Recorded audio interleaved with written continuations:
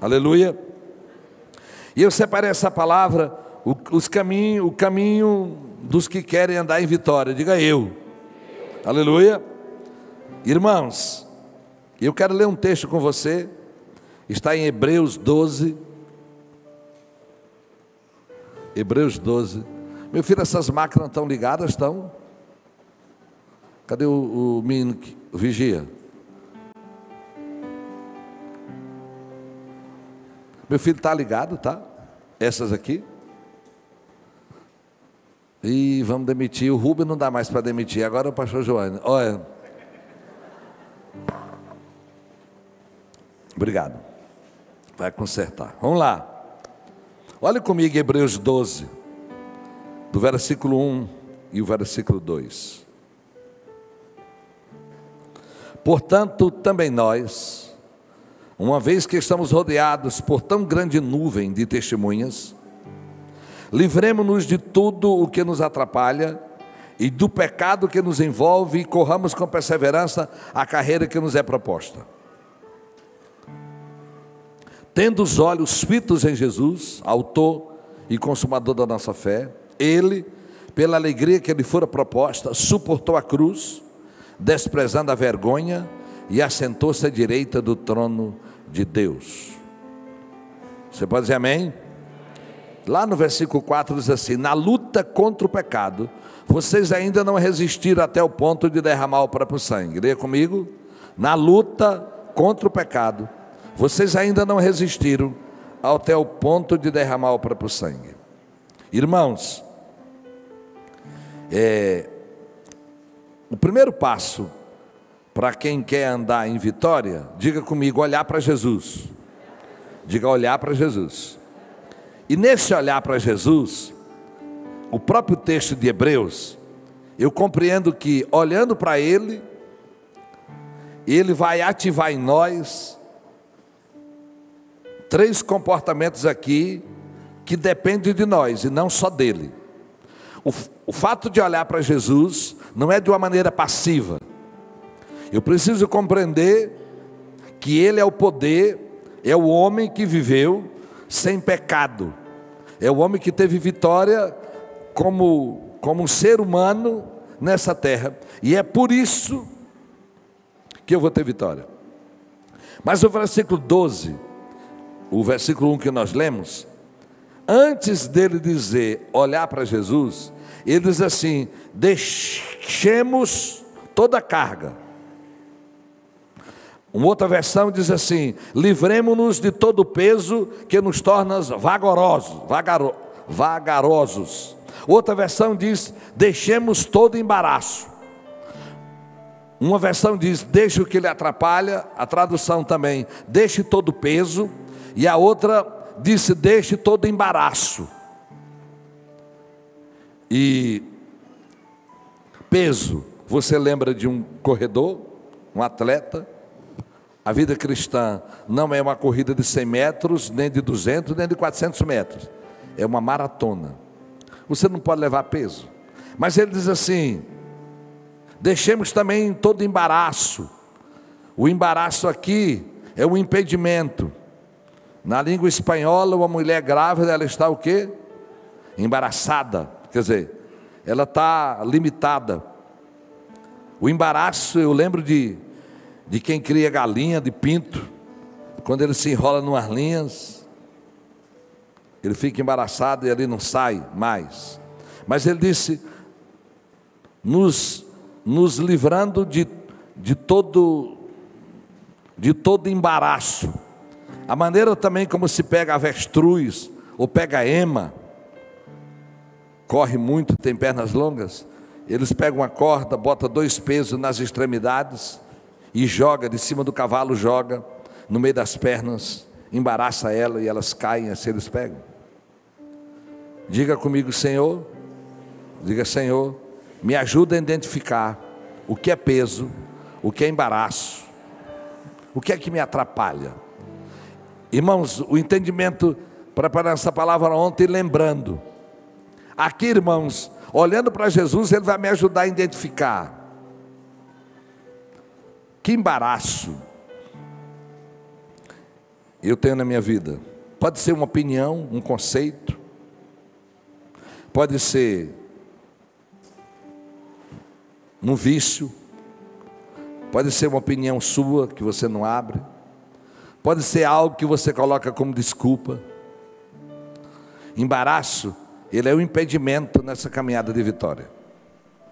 Irmãos, olhe comigo um texto de 1 João 5.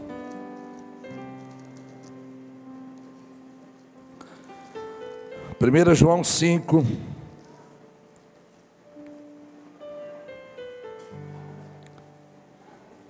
o versículo 4. O que é nascido de Deus vence o mundo, e essa é a vitória que vence o mundo, a nossa fé. Vamos colocar no tempo pessoal. Diga: eu que nasci de Deus, vou vencer o mundo. E a vitória que vence o mundo, diga, é a minha fé. Irmãos, em nome de Jesus, o desejo de Deus é que você seja vitorioso. Ok? O desejo de Deus é que eu seja vitorioso. Peça, olhando para Jesus, diga: Senhor, o que embaraça na minha vida? Talvez a maneira como você usa o tempo, talvez a maneira como você usa o dinheiro, talvez a maneira como você se relaciona. O que é embaraço? Embaraço é aquilo que tem atrapalhado a sua vida, e olha que não é Deus que vai tirar, é você que tira. Você pode dizer amém? Em nome de Jesus, olhe para Ele, e Ele é o autor e consumador da nossa fé. E o fato de olhar para Jesus, irmão, Ele não é místico, mas Ele é real. Ele é meu modelo, eu estou olhando para Ele, é Ele que me ajuda a seguir. E eu sei que tem tantas coisas acontecendo no meio, na realidade é que a gente é viva. E eu quero que você decore o que eu vou lhe dizer. Tem 20 e poucos anos que um conceito entrou na minha vida. Um conceito, uma decisão. Eu não preciso saber para onde vou, eu preciso saber para onde não vou. Meu Deus vai me conduzir. Você não tem que saber para onde vai, homem, mulher. Você tem que saber para onde não vai. Você não vai para o caminho do pecado, da rebeldia, da desobediência, da independência. Você não vai para o caminho da murmuração, da ingratidão. Não, você não vai. Saber para onde não vai é nossa responsabilidade. E o Senhor vai lhe conduzir para onde nós vamos. Você pode dizer amém? Em nome de Jesus, você vai entender isso daqui a pouco. Você não pode ser passivo. Ah, mas Deus não está no controle de todas as coisas. Olha aqui para mim, larga de conversa besta. Deus está no controle de quem obedece a Ele. Deus está no seu lugar de soberania, mas no controle de quem é obediente, menino. É Deus, cadê Deus? Deus o que, menino? Tu está fazendo o que quer da vida e agora diz que Deus está no controle. Deus só está no controle de quem é obediente. Agora Ele está no seu lugar de soberano. Ele pode todas as coisas, mas controle, a Bíblia diz em Mateus 8:28, ou Romanos 8:28, que tudo coopera juntamente para o bem daqueles o quê? Que andam segundo o seu propósito. Às vezes tem gente pecando, pastor, mas cooperou, eu pequei, errei, mas uma benção que é meu menininho.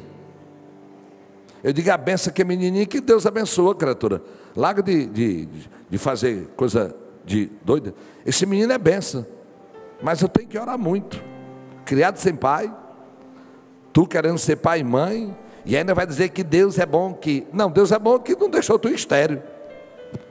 Em nome de Jesus, não confunda controle com soberania. Controle é de quem está nos pés do Senhor. É igual morte, irmãos. A morte de um crente bom é o Senhor que manda. Do povo que está no mundo, não é Deus não. Deus não tem prazer na morte de uma pessoa que morre longe dele não, irmão. Agora do justo ele tem. Crente bom fica veaco. Quando você morrer é Jesus, viu? Amém? Ninguém quer morrer. Nós não queremos não, mas queremos ir para o céu, amém? Diga comigo: Senhor, tira de mim toda passividade. Eu quero tirar o que me atrapalha, o que me enrola. Eu quero atrapalhar o que me embaraça. Talvez a internet seja um embaraço. Talvez o seu sono demais seja um embaraço, sei lá. Talvez sua vida cri-cri, enjoada demais com limpeza, ou enjoada demais com carro. Talvez, não sei. Tem pessoas, mulheres que gostam mais de planta do que do marido. Cuida mais da... Talvez seja um embaraço. Não, eu não vou para o culto, pastor. Hoje é o dia... Hoje é o dia de andar com o cachorro. Não andei ontem, tenho que andar hoje. Vai, cuidar do cachorro. Diga comigo olhando para Jesus. Como é que Jesus venceu, irmãos? Olha o que a Bíblia diz em Hebreus 2:18. Porque tendo em vista o que ele mesmo sofreu quando tentado, ele é capaz de socorrer aqueles que também estão sendo tentados. Você pode dizer amém? Ele não pecou, em nome de Jesus, em nome de Jesus, em nome de Jesus. Agora olhe comigo Hebreus 4, o 14 e o 15. Portanto, visto que temos um grande sumo sacerdote que adentrou o céu, Jesus, o Filho de Deus, apeguemos-nos com toda firmeza à fé que professamos, pois não temos um sumo sacerdote que possa compadecer-se das nossas fraquezas, mas sim alguém que, como nós, passou por todo tipo de tentação, porém sem pecado. Amém?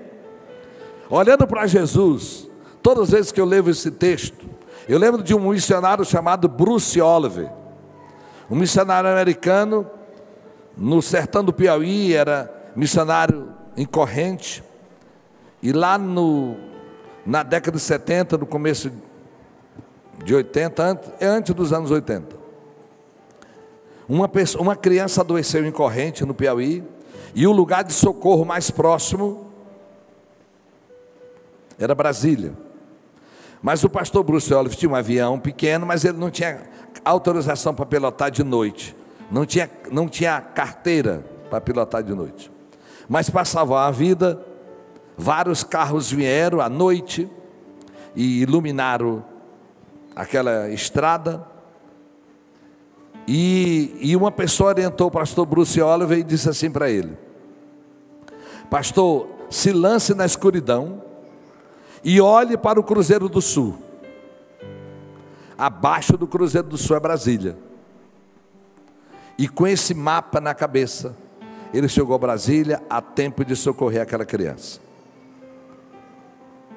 E quando eu vi ele contando isso para nós em Recife, eu criei um entendimento. Olha aqui para mim. Nesse mundo escuro tem uma cruz que nos conduz. Aleluia. Nesse mundo de mais pergunta do que resposta, tem Jesus. Olhe para Ele. Olhe para Ele. E nós vamos chegar ao nosso destino. Aleluia. Vai chegar ao nosso destino.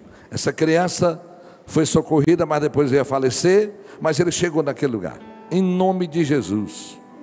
Coloque o seu olhar em Jesus. Aleluia. Coloque o seu olhar em Jesus. Segundo lugar, irmãos, vigie nesse tempo de vitória e não confie em si mesmo. Eu tenho dois entendimentos disso. Não negue a realidade que você vive. Nós vivemos uma igreja que cremos em libertação, cremos que temos heranças. Irmãos, tem gente que acha que ele se negar uma realidade, ele vai ter vitória. Não, eu não tenho problema nenhum, ou eu nunca tive isso. Não, irmãos, o cristianismo não trabalha com negação. A Bíblia é o registro de tudo que os homens fizeram, de certo ou de errado. Reconheça como é que as pessoas da sua família têm caído. Nós não herdamos maldição. Desculpe, o pecado, cada um carrega a sua consequência. Não herdamos a consequência dos erros dele, ou a culpa do erro dele, mas herdamos a consequência. Por favor, é seu pai, mas ele era raparigueiro, prostituto, ele era agiota, desonesto, Irmão, os demôniozinhos que pegaram seu pai, ele vai tentar pegar você. Acorde para isso. Em Deus se levante, cancele, rejeite. E não adianta só ser por orgulho, eu não vou ser igual ao meu pai. Não, irmãos, não é isso não. Isso não ajuda nada, mas vai diante de Deus. Senhor, como perdoado, como teu filho, como tua filha, eu quero rejeitar meu filho, eu quero cancelar, desligar em nome de Jesus essa herança de prostituição na vida dos meus filhos. Senhor, essa situação de divórcio, todas minhas tias, todas minhas irmãs se separaram. Senhor, meus filhos não vão se separar, talvez até você tenha separado. Você quer andar em vitória? Diga comigo, não vou negar, em nome de Jesus. Não negue uma realidade. Irmãos, negar uma realidade impede você de enfrentar essa realidade. Você vai aos pés de Jesus e Ele vai cancelar essa herança maldita. Você não herda a culpa é de quem errou, mas nós herdamos a consequência, herdamos características físicas e herdamos características emocionais e espirituais. Em nome de Jesus. Como tem caído as pessoas da sua família, como tem terminado, se levante contra isso, vigie e não confie em você mesmo. Olha o que a Bíblia diz em 1 Coríntios 10, do 12 em diante.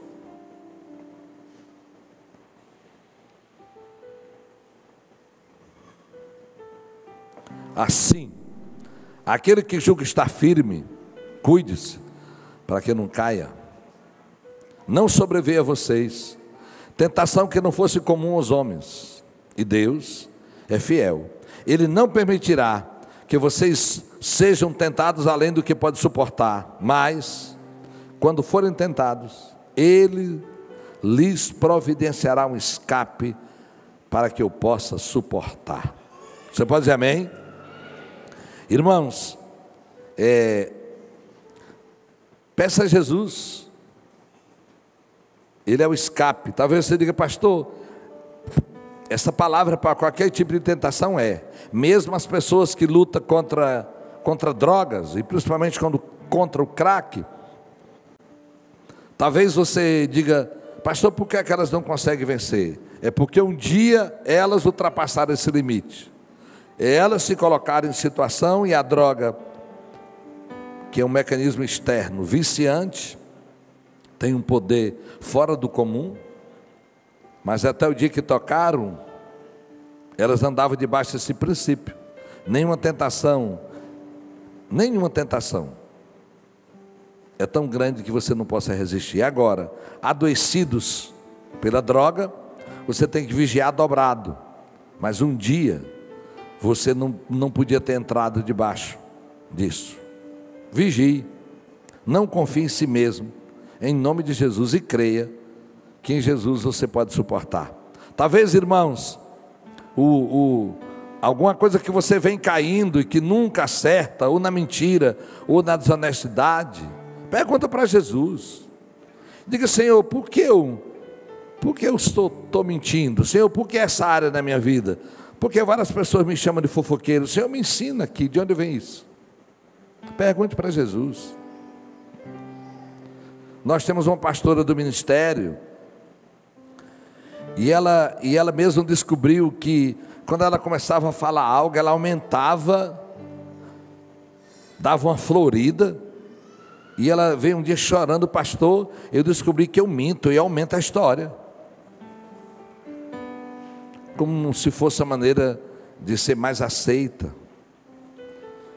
E ela entrou num propósito de oração para dizer, Senhor, me diz, onde começou eu mentir? Por que eu minto? E quando eu vejo, eu estou mentindo, aumentando a história. E o Espírito Santo, que é extraordinário em nos ajudar, um dia, Ele trouxe para ela muito claro. Quando ela era menina, no lugar onde ela morava, a mãe muito pobre, ela tinha uma tia com uma boa condição financeira, e a tia dizia para a mãe dela, não passa necessidade, não passa necessidade, me avisa. Mas a mãe, com orgulho próprio de não querer incomodar, dizia para as crianças, quando for na casa da sua tia, que ela oferecer comida, não diga que já comeu. Ela disse para mim que ela com 7 anos chegava na casa da tia, uma mesa muito farta, e a tia disse: minha filha, coma. Não, tia, já comi. Muitas vezes. E um dia, a tia tinha muitos pães secos de 3, 4, 5 dias. Ela pegou os pães e disse: minha filha, leva para tua mãe para ela dar para os porcos, porque a mãe dessa pastora criava porcos. Quando chegou lá, irmãos, a mãe da pastora pegou os pães, partiu, botou manteiga, botou no forno, e a meninada comeu. Não disse nada para a menina. Quando a menina encontra a tia, disse: tia, não joga mais pão velho não, tia, a mãe assou ele no forno, estava bom. Ela encontrou com a irmã e disse: toma vergonha, tu está passando necessidade, eu sou tua irmã, tu pegou aqueles pão velhos. Irmã, essa pastora disse que a mãe dela deu uma pisa, mas foi uma pisa terrível. Essa menina apanhou por quê? Apanhou por quê? Porque falou a verdade. E o Espírito Santo mostrou para ela que naquele dia a mentira entrou na vida dela como instrumento de proteção. Por isso ela dizia que quando ela estava contando a história, ela floria como se fosse assim: me aprove. Pergunte para Jesus, onde começou essa luta? Onde começou? Porque algumas pessoas, onde começou essa tristeza? Você sabe que toda tristeza, toda depressão é algo ligado com o passado que não foi resolvido. Como a ansiedade é uma luta com aquilo que ainda não chegou. Seja para hoje, no final da noite ou para amanhã. O ansioso está preocupado demais com o amanhã. E quem luta com depressão tem algo do passado. Enfim, pergunta para Jesus: desde quando mudou teu casamento? Alguém disse para mim: pastor, desde que meu filho nasceu. Irmão, como é que o menino nasce e agora o casamento acaba? Não, tem algo. Nunca mais dormiram juntos, sei lá. Não aprenderam a botar o meninozinho no lugar dele, não sei. Mas aquele casal terminou se separando, foi capaz de diagnosticar quando começou, mas não resolveu. Um caminho dos que querem andar em vitória: olhe para Jesus. Segundo lugar, vigie e não confie em você. E em terceiro, que é o que eu estou falando, lembre de como iniciou isso na sua vida. Os que foram abusados sexualmente, o abuso deve ter determinado isso aí. Venha fazer cura interior, procure o seu libertador, vá ressignificando isso, alterando isso com Jesus, vai desligando, em nome de Jesus. A cruz é o remédio para todos nós, mas eu preciso usar. Glória a Deus. Olha aqui para mim, em nome de Jesus. Você que tem mais de 30 anos, por favor, esteja aberto para o novo. Alguma convicção em você que tem mais de 30 anos pode estar escravizando a tua vida. E você que está de 40 para 60, pior ainda. Acorde, porque é possível que um conceito, uma opinião esteja te impedindo de viver o novo. Eu nunca esqueço de uma visão que Deus me deu um dia. Deus não disse quem era, mas disse que desse lado, não é hoje não, fica tranquilo. Desse lado aqui, tinha uma pessoa com uma coisa na mão, e ele estava pedindo a Jesus para ser livre. E Jesus disse: manda ele soltar o que ele está na mão, quer dizer, manda ele soltar o que está no controle dele. Aquele dia foi tão forte aquela revelação, que eu digo: meu irmão, solta. Talvez seja uma opinião, talvez seja um gosto, talvez seja algo que você teima tanto. Como é que você vence? Você sabe que Jesus quer lhe dar vitória, andar em vitória. Pergunte para ele: o Senhor me ajuda? Irmãos, Ele vai lhe ajudar. Amém? Cancelar, se levantar. Nós temos a arma poderosa nessa oração, e eu vou entrar em concordância com aquilo que Deus quer fazer. Aleluia. Em terceiro lugar, lembre de como inicia essa tentação na gente. Eu estou falando de uma área de vitória que é sobre tentação. Tem outras áreas, mas como é que a gente vence a tentação? Como é que a tentação chega? Deixa logo eu dizer duas coisas aqui para você. Desejo não é pecado, viu, irmãos? Como é que Jesus ensina na oração do Pai Nosso? Não nos deixe. Não tem nenhum lugar da Bíblia que Deus diz para você: não nos deixe ser tentado. Se até Ele foi. Parte de vós que tem luta com o homossexualismo, que tem luta com mentira, que tem luta com a desorganização financeira, em nome de Jesus, ou com outras lutas, você não peça a Jesus para Ele lhe livrar da tentação, que isso não é função dele. Ele nos ajuda a não cair. A tentação vai estar até o dia que Jesus voltar. Olha aqui, olhar para um homem, se você é uma mulher e acha um homem bonito, isso não é pecado. Olhar para uma mulher, se você é um homem, e achá-la bonita, não é pecado. Pecado é intencionar. Jesus disse: se alguém tiver a intenção de deitar com a pessoa, olhar com a pessoa, intencionar, já pecou. O intencionar, irmãos, é a hora em que o desejo vira, que a tentação vira pecado. Volte de lá para cá. Então, não ande em culpa não. Um homem disse para mim: pastor, acho que eu tenho que furar os olhos, ou matar a mulher tudinho, imperatriz. Eu digo: todas não, mas, irmãos, você tem que aprender que desejo não é pecado. E você que está me ouvindo aqui em casa, que tem uma luta com o homossexualismo, Deus não lhe condena pela tentação, Ele condena pelo pecado. E nós, as igrejas locais, podemos acostumar, porque parte daqueles homens que não tem mais pênis, vão chegar na igreja, vão ser eunucos dentro da igreja, homens que vão viver sem estar em pecado, mas homens que pela vida fizeram decisões erradas. Irmãos, onde não tem pecado, a mão de Deus está com essa pessoa, viu? Por favor. Em nome de Jesus, pare de criticar. Se você tem alguma irmã que tem um jeito meio másculo, ou algum homem que tem um jeito mais afeminado, 3 jeitos não é pecado. Pecado é pecar, viu, irmãos? Tentação não é pecado. Eu vou sair dela para não levar para o pecado. Está claro aí? Vamos lá.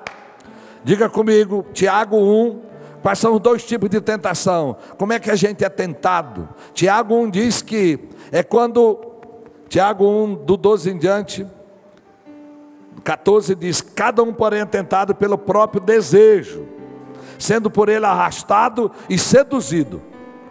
Cobiça é desejo, viu, irmãos? Mau desejo, obrigado. A tentação começa de dentro. O segundo tipo de tentação é o que está fora, é o mundo. Olha o que a Bíblia diz. Meu Deus.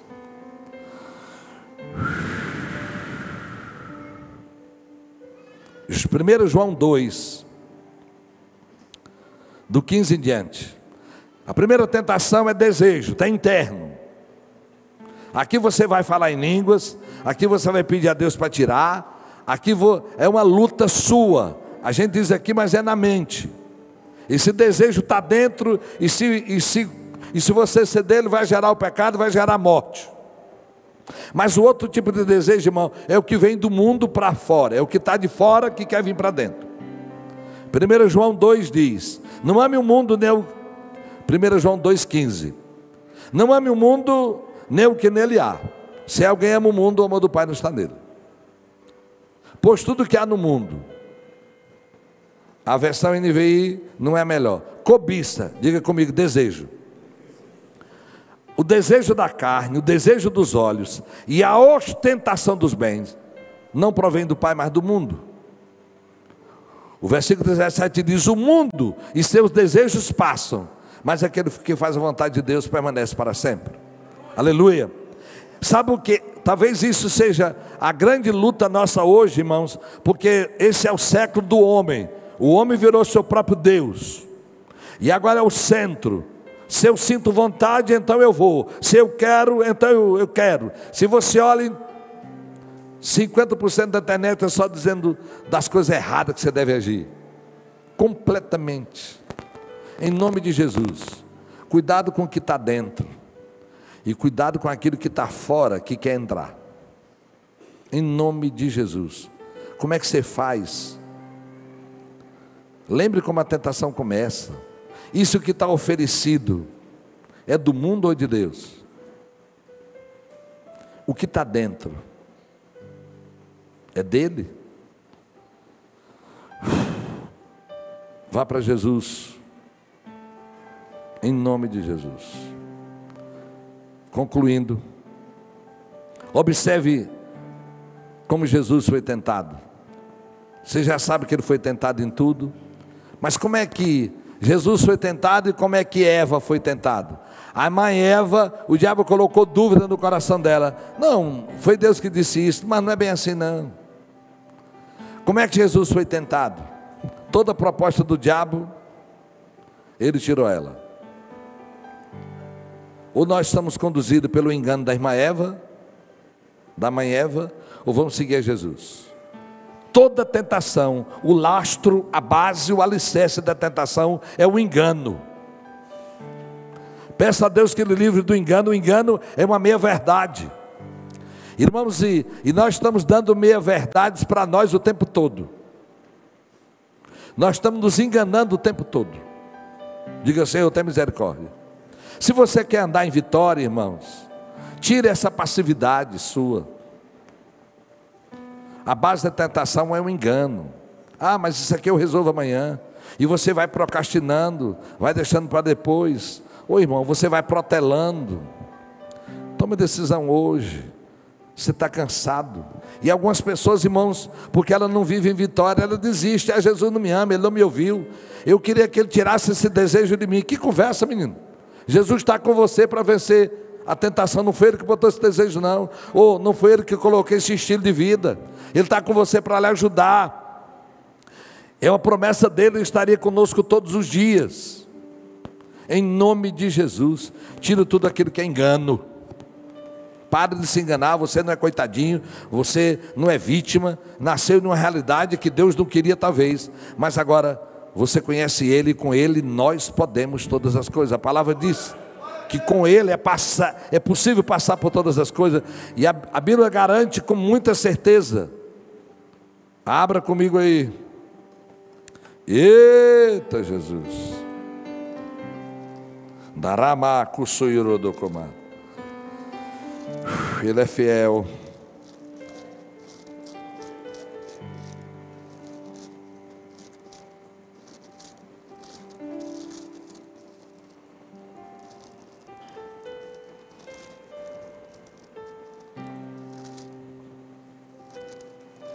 A Bíblia diz em Romanos, irmãos, como é que o Evangelho chegou em nós? Com muita clareza. Conservemos a fé. A fé, Romanos 10, meu filho, 17. Consequentemente, a fé vem pelo ouvir. Ouvir o que, irmãos? A mensagem. E a mensagem ouvida mediante a palavra de Cristo. Em nome de Jesus. No nome de Jesus. Decida, irmãos, que nós temos ouvido as palavras corretas. Saia do engano. Venha ouvir Jesus nessa caminhada. E a vitória que vence o mundo é a nossa fé. E no nome de Jesus, a palavra nos garante que agindo Deus, quem impedirá? Deixa Ele agir. A palavra dele vai nos conduzir. O caminho dos que querem andar em vitória, irmãos, é em primeiro lugar olhando para Jesus. Segundo lugar, não se enganando, vigiando e não confiando em si mesmo, olhando para a história da sua família, colocando na cruz todo dia, lembrando como se inicia a tentação. E em quarto lugar, irmãos, aprendendo com Jesus. Talvez, irmãos, é assim que você vai olhar. E alguém disse: ora por mim. E às vezes eu sempre digo, quando tem algum casal que se conheceram e afastou o rapaz da igreja, a moça da igreja, eu digo: meu filho, essa pessoa é especial, é por causa de Jesus que tem nela. Tira Jesus, afasta ela de Jesus para tu ver a bagaceira que tem. Minha filha, esse menino que tu está aí, O que presta nele foi Jesus que colocou. Afasta ele de Jesus, para tu ver a bagaceira que tu vai viver. Pastor, o que é isso? Eu estou isso, não, meu filho, eu conheço a vida. Não estamos no caminho, não vamos sair dele, ele é um caminho de vitória. A vitória não é instantânea, nem sempre. Mas sabemos que a vitória final está decretada. E dentro dessa vitória final, o Senhor quer nos dar vitória em tantas áreas. Você pode dizer amém? Em nome de Jesus, coloque sua mão no peito e diga comigo: Senhor, tira de mim toda apatia, toda falta de fé, toda preguiça, todo engano. Eu creio que tenho direito à vitória e vou andar em vitória no nome de Jesus. Aleluia! Você dá um glória a Deus? Se coloque em pé, por gentileza.